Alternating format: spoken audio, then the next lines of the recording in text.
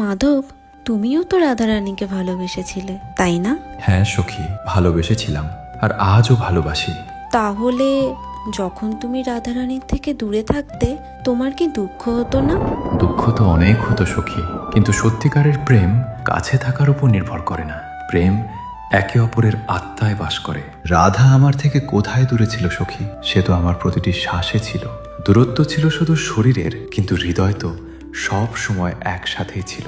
তাহলে এটাই কি সত্যিকারের প্রেম? হ্যাঁ সখী, যেখানে মিলনের চেয়ে অপেক্ষা বেশি গভীর হয়, যেখানে পাশে থাকার চেয়ে অনুভূতি বেশি গুরুত্বপূর্ণ হয়, সেখানেই সত্যিকারের প্রেম থাকে। আমাদের সবাইকেও কি এইভাবেই ভালোবাসা উচিত?